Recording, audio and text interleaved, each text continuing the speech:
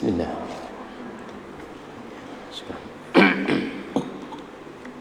Assalamualaikum warahmatullahi wabarakatuh. Innal hamdalillah nahmaduhu wa nasta'inuhu wa nastaghfiruh wa natubu ilayhi wa na'udzu billahi min shururi anfusina wa sayyiati a'malina. Man yahdihillahu fala mudilla lahu wa man yudlil fala hadiya lahu. أشهد أن لا إله إلا الله وحده لا شريك له وأشهد أن محمدا عبده ورسوله اللهم صل على محمد وعلى آل محمد كما صليت على إبراهيم وعلى آل إبراهيم وبارك على محمد وعلى آل محمد كما باركت على إبراهيم وعلى آل إبراهيم إنك حميد مجيد. قال الله تعالى يا أيها الذين آمنوا اتقوا الله, orang-orang yang beriman bertakwalah kepada Allah haqqa tuqatih, dengan sebenarnya takwa, wala tamutunna, jangan sekali-kali kalian meninggal illa wa antum muslimun, kecuali kalian dalam keadaan Islam. Ya ayyuhan nasu ittaqu rabbakum alladhi khalaqakum min nafsin wahidah wa khalaqa minha zawjaha wa batha minhuma rijalan katsiran wa nisaa'a واتقوا الله الذي تساءلون به والأرحام إن الله كان عليكم رقيبا. وقال أيضا يا أيها الذين آمنوا اتقوا الله وقولوا قولا سديدا يصلح لكم أعمالكم ويغفر لكم ذنوبكم ومن يطع الله ورسوله فقد فاز فوزا عظيما. أما بعد فإن أصدق الحديث كتاب الله وخير الهدي هدي محمد صلى الله عليه وسلم وشر الأمور محدثاتها وكل محدثة بدعة وكل بدعة ضلالة وكل ضلالة في النار. إخوان وأخوات في الله, barakallahu fikum. Alhamdulillah, tidak lupa kita memuji kepada Allah atas limpahan nikmat yang begitu besar yang Allah berikan kepada kita. Untuk Allah memberikan kesempatan bagi kita, Allah berikan kemudahan bagi kita untuk duduk di majlis ta'lim, di izalatil jahli, untuk menghilangkan kebodohan.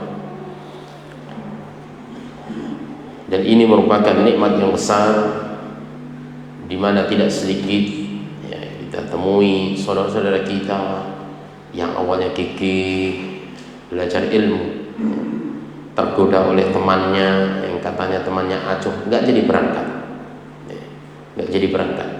Niatnya kita ini mencari ilmu, ya, mencari ilmu. Datang di majelis taklim, ya, mungkin temannya lupa, nggak menegur, wah saiki kok ora ditegur pas suwe ora budal, akhirnya nggak berangkat ngaji. La haula wala quwata illa billah. Naudzubillah. Terus semangat. Tujuan kita ini mencari ilmu. Ya, adapun teman namanya manusia, ada kalanya khilaf, salah. Jangan sampai hal-hal seperti itu mengurangi semangat kita untuk duduk di majelis ilmu, ya, duduk di majelis ilmu. Kemudian salawat salam tercurahkan kepada Nabi Muhammad sallallahu alaihi wasallam. Beliau adalah qudwatuna wa uswatuna sampai hari ini, pagi hari ini kita meneladani melalui hadis-hadis Rasulullah sallallahu alaihi wasallam yang kita baca, yaitu hadis yang ke-33. Ikhwan wa akhwat billah, barakallahu fikum, bahwa Islam itu adalah agama yang tinggi, agama yang bersih. Islam berisi akidah yang bersih, akhlak yang mulia, syariat yang lengkap, syariat yang luhur. Jadi menjamin semua orang, melindungi darah, harta, kehormatan setiap individu. Tidak hanya orang Islam, tapi orang-orang kafir juga diatur dan dilindungi di dalam Islam hak-haknya.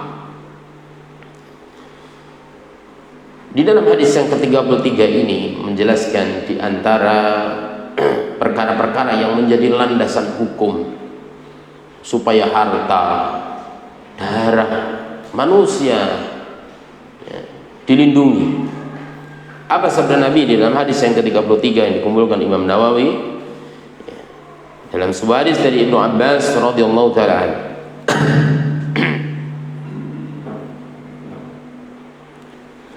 anna Rasulullah sallallahu alaihi wasallam, sesungguhnya Rasulullah sallallahu alaihi wasallam qala law yu'tan nasu bida'wahum la idda'a rijalun amwala qaumin wa dima'ahum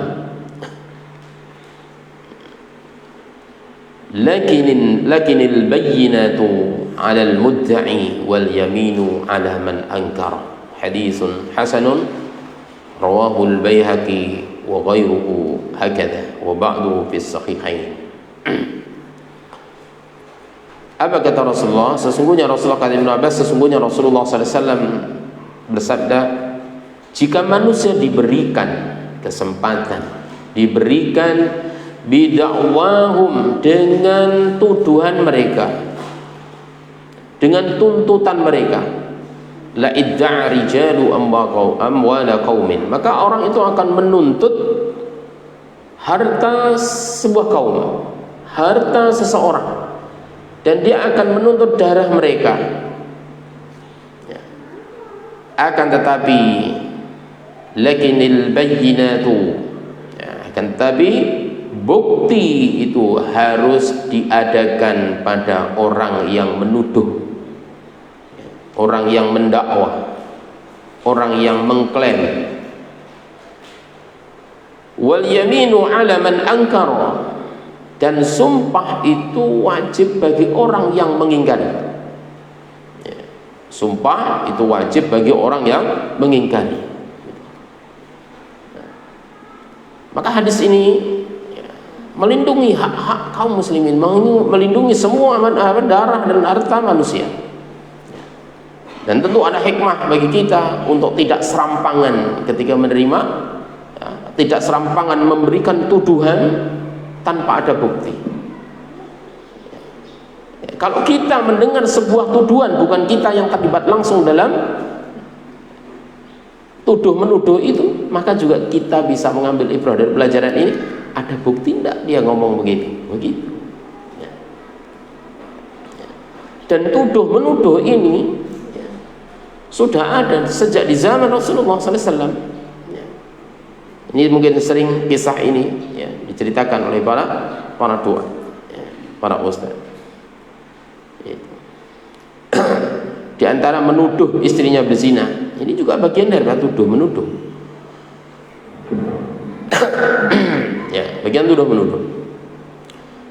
Dalam sebuah hadis riwayat Ibnu Abbas radhiyallahu taala anhuma, bahwa Hilal bin Umayyah, dengan ceritanya ini juga dikisahkan di dalam tafsir Ibnu Katsir, menuduh bahwa Hilal bin Umayyah menuduh istrinya berzina di hadapan Nabi SAW. Dia menuduh dengan siapa? Syarik bin Zahmah, menuduh berzina. Lalu Nabi SAW bersabda, apa kata beliau? Langsung bertanya, tidak. Engkau datangkan keterangan atau saksi yang melihat itu, atau hukum cambuk akan mengenai punggungmu. Itu kata Rasulullah. Kemudian dia berkata lagi, Hilal berkata lagi, wahai Rasulullah, apabila seseorang di antara kita melihat seorang laki-laki yang berada di atas istri kita, apakah kita harus pergi mencari saksi? Nabi SAW, maksudnya kita itu adalah dia. Kalau saya sudah melihat seorang laki-laki ada di atas diri saya, apakah butuh saksi Rasulullah? Apa kata Rasulullah? Rasulullah tetap mengatakan, engkau datangkan keterangan saksi atau hukuman cambuk akan mengenai punggungmu. Ini menunjukkan pentingnya saksi, al-bayyinah. Yang menuduh siapa ini? Yang menuduh siapa? Hilal. Maka dituntut apa saksi. Namun kebanyakan kaum muslimin ketika mengenal berita itu langsung percaya. Nah, ada saksinya enggak? Saksinya kuat enggak? Begitu. Nah, ini memberikan pelajaran pada kita. Kemudian Hilal berkata, demi Rabb yang mengutusmu, bersumpah demi Rabb yang mengutusmu dan kebenaran, sungguhnya aku jujur. Sungguh Allah akan menurunkan ayat yang membebaskan punggungku dari cambukan. Setelah itu ya, Jibril turun dengan ayat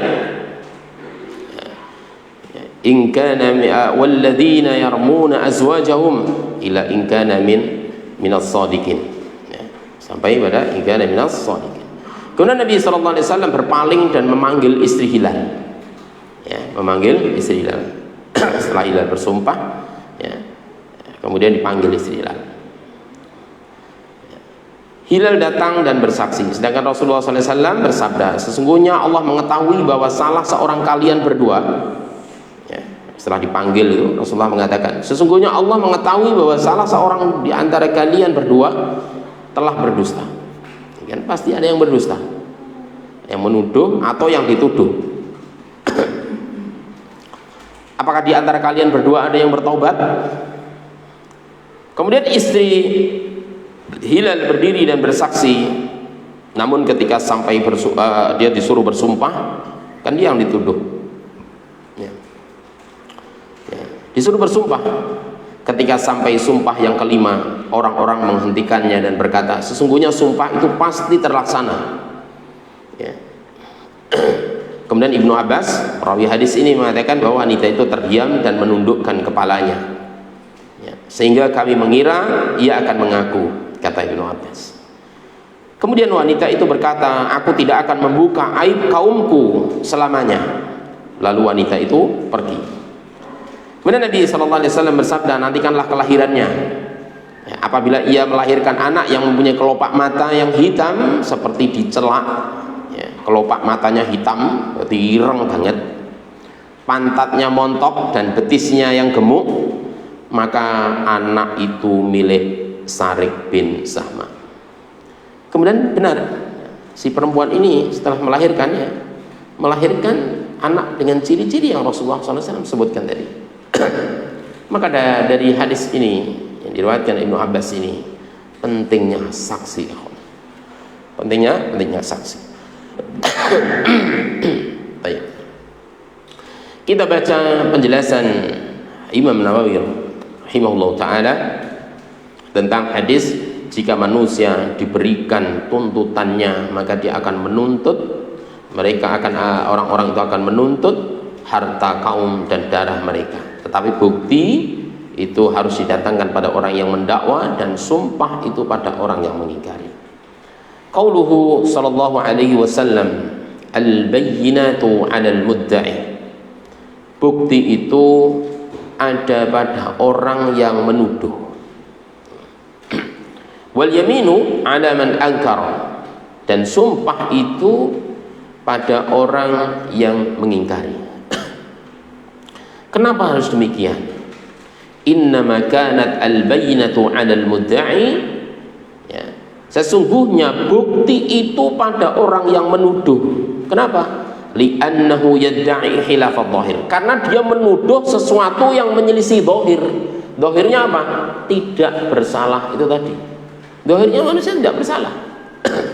Maka ada prinsip dalam hukum bahwa ada diterapkan bahwa azas praduga tak bersalah itu nomor satu dulu, ya, diterapkan tidak bersalah dulu. Di dalam hukum ada istilah itu, ya. Ya. Ya. Kenapa harus ada bukti? Karena dia menyelisih yang dhahir secara umum, ya. Tentu di dalam fikih dibahas, ya, bukti-bukti itu harus jelas, terukur, tidak melebar kemana-mana, itu ada dijelaskan di dalam kitab-kitab fikih, ya. Ya. Bukti kalau nggak jelas nggak boleh, ya. Kalau nggak jelas nggak boleh, bukti nggak jelas itu. Misalnya seperti apa? Bukti didasarkan pada perasaan, perasaanku kuat gitu, atau tadi malam saya mimpi kok gitu, dan itu berkali-kali dia yang melakukannya gitu. Nggak bisa, ya, nggak bisa. Mimpi kita, ya, tidak bisa dijadikan hujah kecuali mimpi dengan Rasulullah, bertemu Rasulullah SAW. Baik. Wal aslu bara'atu dhimmah, asalnya itu lepas dari tanggungan. Semua manusia kan begitu, ya. Wa innama kanat al-yaminu fi janibil mudda'a alaih, dan sesungguhnya sumpah itu ada pada orang yang didakwa. li'annahu yadda'i ma wafaqa al-asla, ya, wa huwa bara'atu dhimmah, ya. Karena itu dia didakwa sesuatu yang karena dia itu didakwa bahwa dia melakukan di luar atau tidak sesuai dengan asalnya, yaitu lepas dari tanggungan, ya. Ya. Jadi orang yang mendakwa ini karena dia mendakwakan sesuatu yang di luar menyelisih zahir, ya. Sehingga yang didakwa itu bersumpah. Karena pada asalnya dia juga ingin terbebas dari sesuatu yang membebani dia. Tuduhan dia itu menuduh sesuatu yang menyelisih asal bahwa manusia itu lepas dari tanggungan. Dan beliau kemudian menjelaskan wa yustasna masail, dan di masailu, dan dikecualikan beberapa masalah, ya. Nah, di situ Imam Nawawi menjelaskan ada pengecualian. Kalau kita baca tentu tidak mutlak. Perhatikan, kadang-kadang dalam konteks tertentu perlu dibuktikan. Nanti antum lihat, ya, antum dengarkan. Apa yang dikecualikan? Fayuqbalu qaulul mudda'i bila bayyinatin fima la yu'lam illa min la yu'lamu illa min jihati. Diterima ucapan orang yang mengklaim, orang yang mendakwa tanpa bukti di dalam apa-apa yang tidak ketahui kecuali dari dia saja, dia saja. Beliau menjelaskan kadakwal abi, seperti klaim seorang bapak. Nah, tentu ini mungkin berkaitan dengan persidangan, atau klaim seorang ayah butuh, ya. Wada'wal khunsa al-anusah awi dhukurah, dan klaim banci dia laki-laki atau perempuan, itu dia yang tahu, gitu. Ini Imam Nawawi begitu. Wada'wal khunsa al-anusah awi dhukurah, ya. Klaim banci, ya, atau anusah atau dzukura, perempuan atau laki-laki. Ya. Maka tadi di awal saya katakan, kadang dalam konteks tertentu mungkin perlu dibuktikan, tapi ya dalam seperti ini kata Imam Nawawi mungkin dalam konteks tertentu tidak perlu, yang mengetahui laki-laki dan perempuan dia. Ya. Dia. Wa da'wa tifli al-bulugha bil ihtilami, dan pengakuan anak bahwa dia sudah balik karena apa? Karena ihtilam, karena mimpi basah. Ketika mengaku diterima bahwa dia sudah balik. Wada'wal qarib, misalnya dalam permasalahan persidangan yang rumit, ada pengakuan-pengakuan ini yang dibutuhkan, maka tidak perlu ini lagi. Anak ini mengakuinya, ya sudah diterima. Mau dibuktikan apa?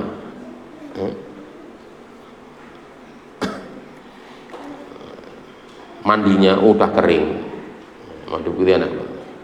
Celananya sudah dicuci. Wada'ul qarib, dan pengakuan atau klaim klaim qarib, kerabat, adamal mal, tidak memiliki harta untuk mengambil nafkah.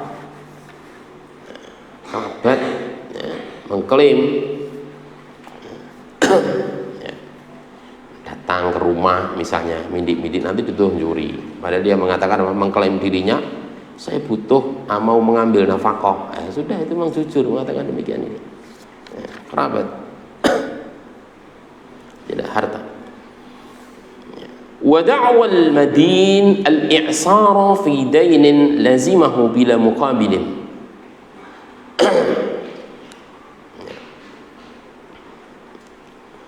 Pengakuan orang yang berhutang, kesulitan di dalam hutangnya yang dia wajib membayarnya, yang membayar hutang itu tidak ada jaminan yang lain, Misalnya dia berhutang mobil misalkan, tidak bisa dijamin yang lain, harus mobilnya harus seperti itu.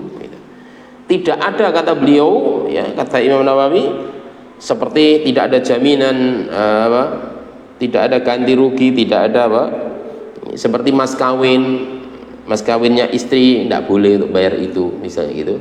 Ya, dia kemudian mengakui kesulitan bayar hutang, ya sudah kita akui, dia akui gitu. Mau bukti apa?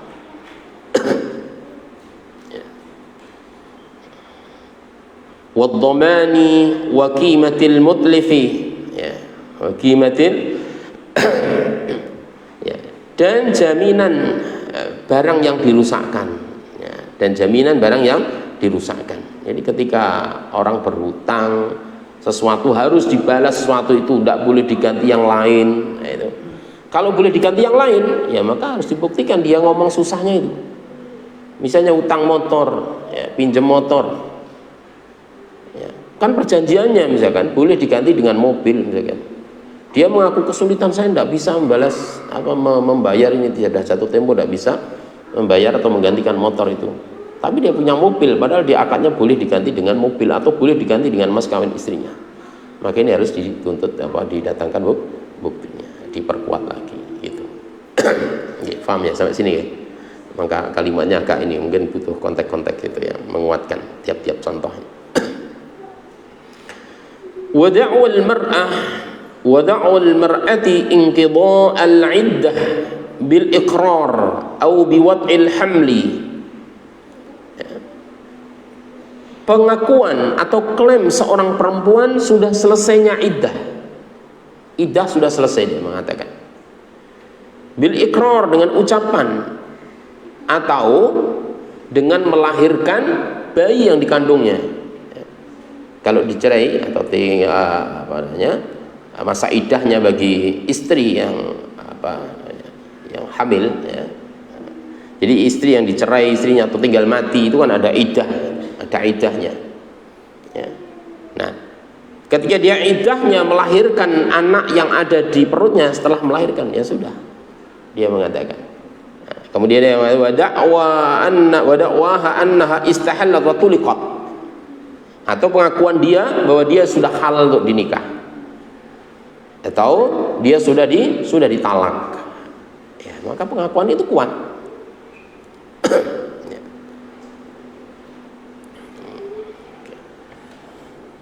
Sudah halal dan sudah ditalak.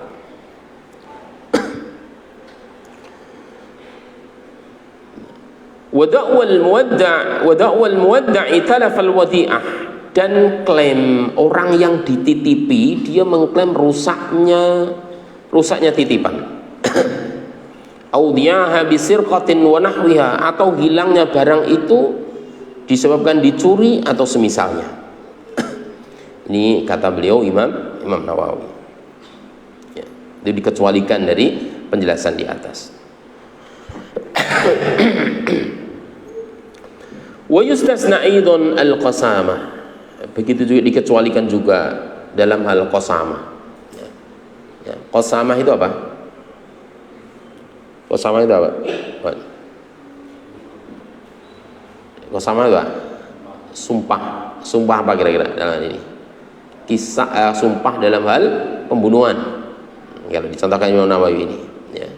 Jadi keluarga yang dibunuh, misalkan ada yang dijelaskan di beberapa kitab, ya, mazhab Syafi'iyah seperti Fathul Qarib di syarah-syarahnya itu mazhab Syafi'iyah. Misalnya ada orang ditemukan meninggal, tidak ada yang tahu. Ya, kemudian si keluarga ini menuduh seseorang, tidak ada yang tahu. Dia bersumpah. Itu bisa menjadi pertimbangan hakim dalam memutuskan perkara. Ini qasamah. Qasamah, sumpah pembunuhan. Jadi keluarga menuduh seseorang membunuh bagian dari keluarganya. Qasamah. Fa innal aymana takunu fi janibil mudda'i ma'al lawsi. Sesungguhnya sumpah itu ada pada orang yang menuduh disertai dengan saksi, ya, bawa saksi. Ya. Ini menjadi pertimbangan, ya biasanya nanti akan dituntut saksinya atau bukti-bukti lainnya.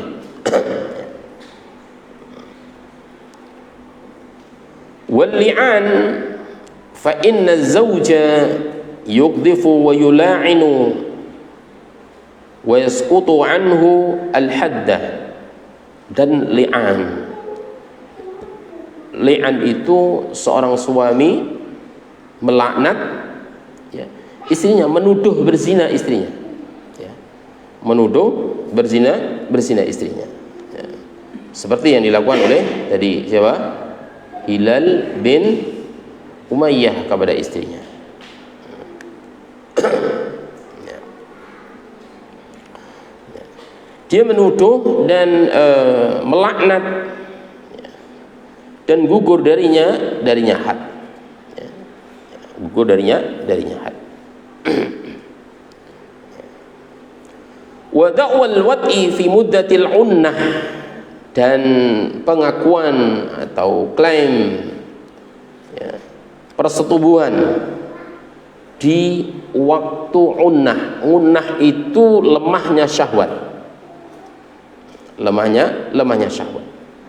Kalau begini bagaimana? Fa innal mar'ata idza angkarathu, ya, ketika si perempuan ini mengingkarinya, ya, mengingkari suaminya tadi yang menuduh dia berhubungan di saat unnah, ya, ya, tetap dibenarkan. Yusdaqu az-zawju, suami dibetulkan, bidakwa, ya, bidakwahu, dengan klaimnya, kecuali az-zawja illa an takuna az-zawjatu bikran, kecuali suaminya perawan, ya, gitu.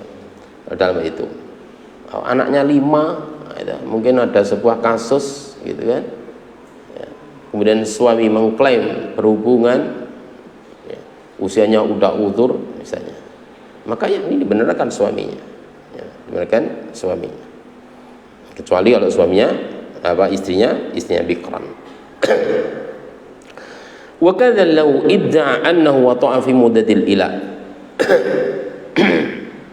Begitu juga jika, ya, suami mengklaim sungguhnya dia berhubungan di waktu ila, ya, di waktu ila. Waktu ila itu dia mengilak istrinya dalam waktu tertentu, tidak akan menghubungi dia, tidak akan berhubungan badan dengan dia. Nah, begitu ila. Wa tarikus shalah, dan meninggalkan salat, idza qala shallaitu fil bait, dan meninggalkan salat, klaim seseorang, ya, tentu ini misalkan di sebuah negeri yang Islam, kamu sudah enggak Islam, ya, kamu sudah meninggalkan salat misalnya, ya. Nah, dia mengatakan apa? Idza qala, ketika mengatakan shallaitu fil bait, aku salat di rumah, udah selesai, ya, selesai. Wa mani'u zakat, dan orang yang enggan menunaikan zakat. Idza qala, ketika orang yang enggan menunaikan zakat, mani'u zakat, yang enggan menunaikan zakat, ketika dia mengatakan akhrajtuha. Idza qala, ketika dia mengatakan aku sudah mengeluarkannya, selesai.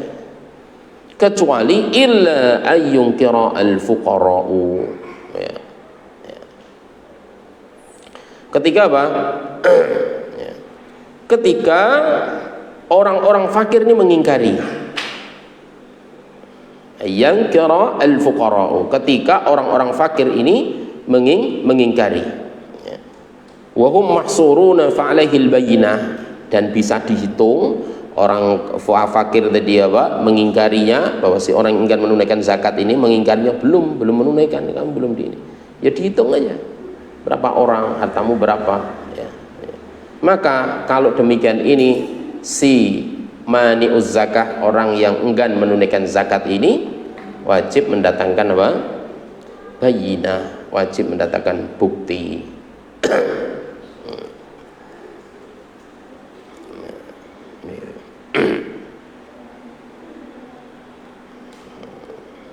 Fa'alaihil bayyinah, maka wajib atasnya mendatangkan bukti. Tentu ini konteks dengan kehidupan bernegara yang sudah diwajibkan zakat, ya. Nah, gitu. Kalau kita mau menuntut bagaimana? Ya kan? Karena di negara kita bukan negara Islam. Baik. Wa kadza law idda'a al-faqru wa talaba az-zakata u'tiya wala yuhallafu. Begitu juga ketika orang fakir mengklaim dan menginginkan zakat, ya, mengaku dia fakir, atau seseorang atau orang yang mengaku dia fakir dan menginginkan zakat, maka yang demikian ini kata beliau Imam Nawawi apa?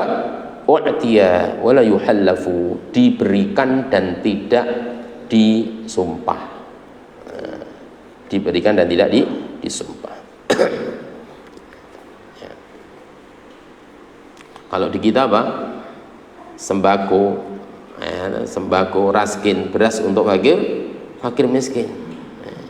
Tidak sedikit orang yang kaya, tidak memenuhi kriteria miskin, tidak memenuhi fakir.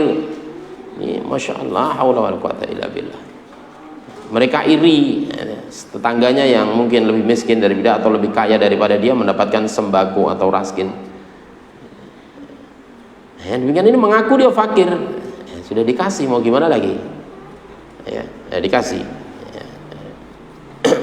Itu hak pemerintah untuk meneliti itu. Nah, kalau di dalam hal ini kata beliau Imam Nawawi tadi dikatakan apa? Wa kadza law idda'a al-faqra, ketika seseorang mengaku fakir dan menginginkan zakat, maka diberikan, tidak perlu sumpah, diberikan. Para sahabat, pada zaman Nabi SAW, orang-orang yang jujur, orang yang sidik. Kalau sekarang itu, kejujuran itu dipelintir-pelintir, punya mobil aja ngaku miskin ya. Marah-marah tidak dapat sembako, punya motor, rumahnya bagus, bahkan ada untuk mendapatkan bantuan keluarga harapan atau bantuan itu yang difoto bukan rumah dia, rumah ibunya yang reot, rumahnya dia itu bangunan tinggi besar, yang difoto itu dia berdiri di depan rumah ibunya.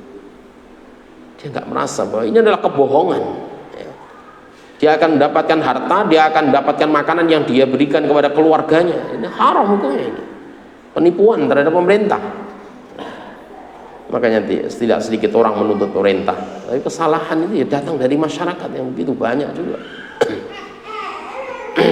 Ya, naudzubillah.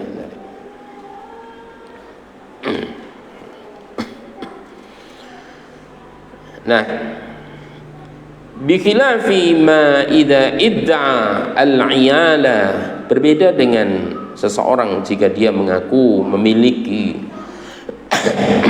memiliki kerabat atau anak atau batih yang banyak. Fa innahu yahtaju ila al-bayyinah, maka yang demikian ini yahtaju ila al-bayyinah, membutuhkan bukti.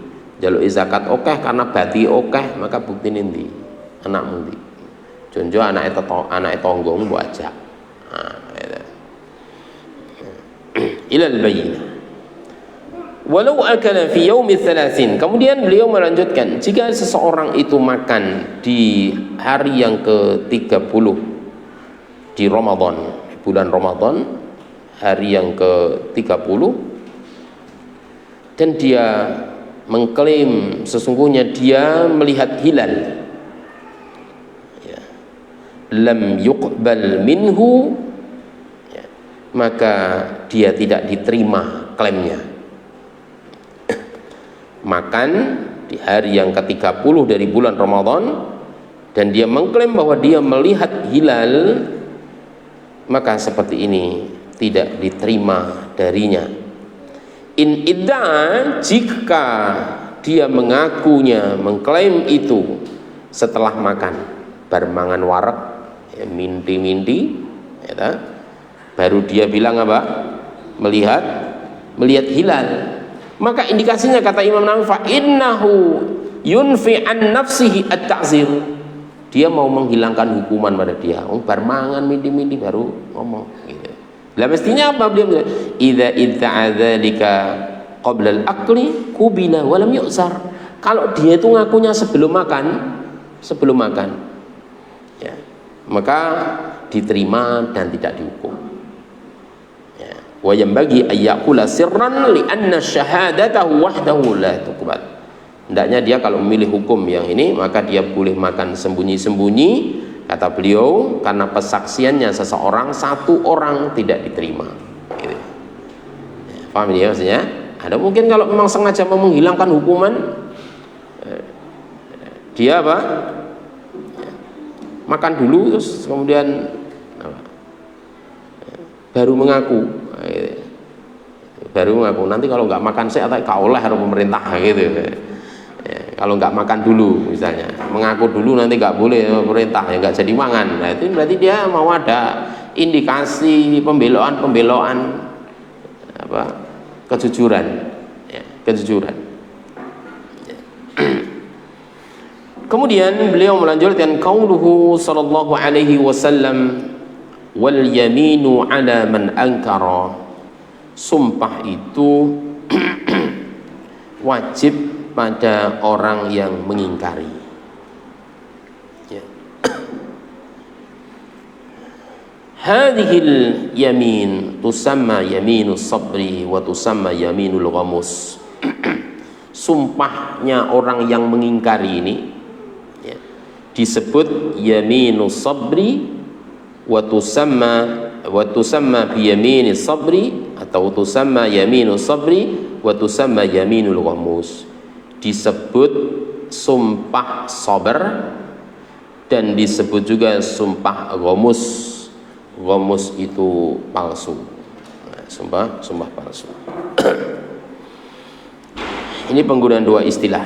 Ya, kalau konteks tertentu kadang-kadang sumpah sabar ini dipakai juga di dalam konteks apa? Di dalam makna ya palsu. Ya, palsu. Dari sisi lafaz sumiyat yaminus sabr, nah, dikatakan atau disebut sebagai sumpah sabar. Kenapa? Li'annaha tahbisu sahibal haq an haqqihi. Karena itu sumpah itu menahan pemilik hak dari haknya. Sumpah sabar. Wal habsu, sedangkan al habsu makna habsu nahan itu sabar. Ya. Secara bahasa apa namanya? Al-habsu itu as-sabru. Ya. Sabar, menahan sabar. Ya. Jadi orang sabar itu sebenarnya menahan itu. Berarti gak sabar. Kalau gak sabar berarti gak menahan. Makanya ibadah butuh sabar, menahan lapar, menahan panas. Ya. Ada tetangga yang jahil, sabar. Apa yang ditahan? Menahan akhlaknya yang buruk, menahan diri untuk tidak melakukan tiror, ya. Bersabar, menahan al-habs. Ya. Wa minhu qila lil qatil wal mahbus 'anid dafni musabbaran. Dan darinya dikatakan lil qatil, orang yang membunuh, wal mahbus, dan orang yang tertahan, 'anid dafni, dari dikuburkan, musabbaran, dinamakan musabbar oleh Rasulullah sallallahu alaihi wasallam. Qala sallallahu alaihi wasallam, Nabi mengatakan man halafa ala yamini sabrin.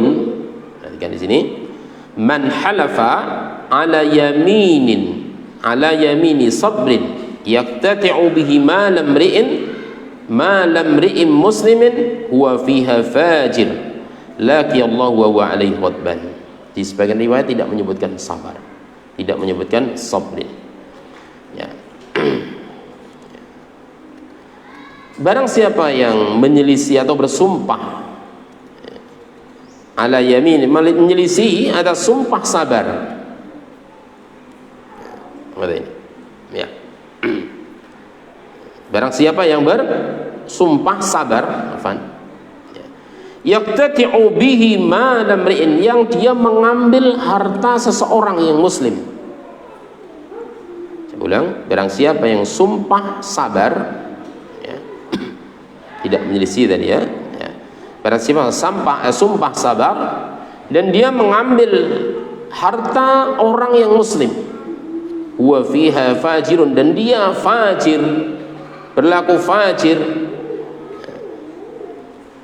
laqiyallahu wa huwa alaihi ghadban, maka dia akan bertemu dengan Allah dalam keadaan Allah murka dan marah padanya, dalam keadaan tidak jujur, dalam keadaan apa? Berbuat khianat. Maka dia akan bertemu dengan Allah dalam keadaan Allah murka padanya, laqiyallahu wa huwa alaihi ghadban. Dan sumpah ini tidak lepas konteksnya dari perkara-perkara yang sudah dijelaskan oleh Imam Nawawi. Waqa'at fil Qur'anil azim fi mawadhin katsira, dan kejadian di atas ini terjadi banyak sekali di dalam Al-Qur'an, di tempat yang banyak sekali. Wa minha qauluhu ta'ala, dan di antaranya adalah firman Allah Ta'ala,